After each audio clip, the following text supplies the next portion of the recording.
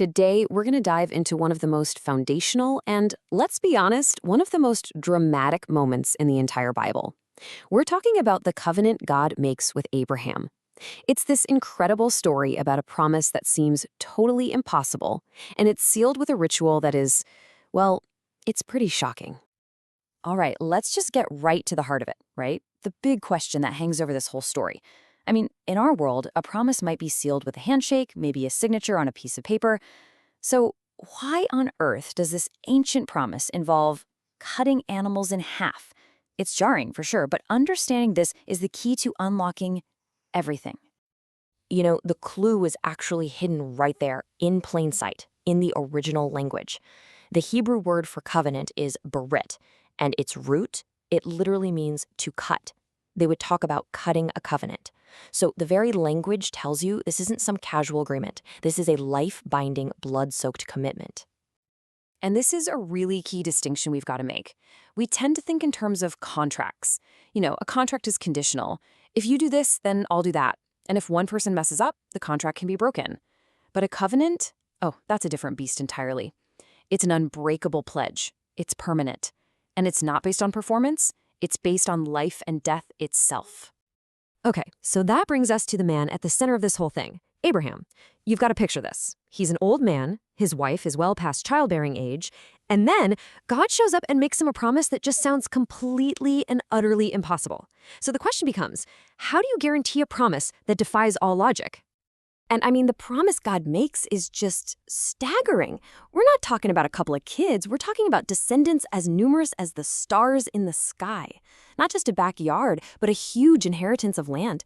And on top of all that, a promise that somehow, through him, every single family on earth would be blessed. You can just imagine Abraham trying to wrap his head around that. Now, here's a crucial part of the story. The Bible tells us that despite how crazy it all sounded, Abraham believed God. He just took God at his word. And that act of faith, that was the essential first step. It was counted to him as righteousness. But, I mean, let's be real for a second. Even with that kind of faith, if you were in Abraham's sandals, wouldn't a part of you still be thinking, okay, but how do I know for sure? Wouldn't you want some kind of tangible, unshakable guarantee? And that need for assurance is what sets the stage for this absolutely wild ceremony. And this is where the story takes a turn into the visceral and mysterious. To seal this impossible promise, God initiates a ceremony. Now, people in the ancient world would have understood it, but for us today, it is pretty shocking. It's a ritual with a deadly serious meaning. So God tells Abraham, okay, here's what I need you to bring me. And the instructions are super specific. A heifer, a goat, a ram, a turtle dove, and a pigeon. It's not just a random collection. Each animal is a required part of this ancient ritual. And then, he does something that sounds pretty graphic to us today. Abraham takes the larger animals, cuts them in two, and then arranges the pieces to face each other. He literally creates a pathway, a corridor of blood, right down the middle of these carcasses. Okay, so what in the world is going on here? In that ancient culture, this was the most solemn oath you could possibly take. When two people walked down that bloody path together, they were acting something out. They were saying, if I ever break my end of this bargain, may I become like these animals. Let's be super clear about this. This wasn't just a promise, it was a death oath. Each person was literally swearing on their own life. The stakes could not possibly be any higher. So the expectation is simple, right? Both parties are supposed to walk that path. That's the whole point of the ceremony. But what happens next is the absolute climax of the story, and it just flips the whole script. It's the moment that changes everything. Right at this critical moment, something really strange happens. A deep, supernatural sleep just comes over Abraham. He's rendered completely unconscious, just a passive observer to what's about to happen. He's totally taken out of the equation. So, why? Because Abraham does not walk through the pieces. Let that sink in for a second. The human part of this covenant, the one who's imperfect and guaranteed to fail at some point, he isn't even allowed to take the oath. So if Abraham doesn't walk it, who does? Well, the scripture says a smoking oven, and a burning torch, which, by the way, are symbols of the very presence of God. They're the ones that pass down that bloody path. God alone. And this is the absolute game changer. What God does here is he turns this into what's called a unilateral covenant, a one-sided deal.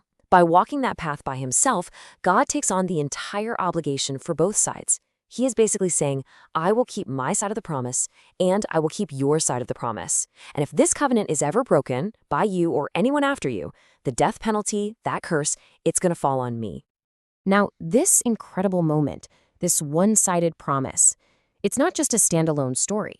It's like the first major signpost on a road that runs all the way through the Bible, pointing centuries ahead to one person, Jesus. I mean, you can literally trace this path. It starts right here in Genesis. Later, you hear prophets like Jeremiah talking about a new covenant that's coming. And it all finds its ultimate climax in the New Testament, at the Last Supper, and finally at the cross. And the New Testament writers, they don't leave you guessing. The Apostle Paul connects the dots for us super explicitly.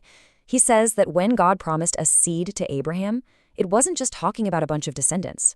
Ultimately, it was pointing to one single person, Christ. And then you have Jesus himself at the Last Supper, using this exact same language. He holds up a cup of wine and says, "This is the new covenant in my blood."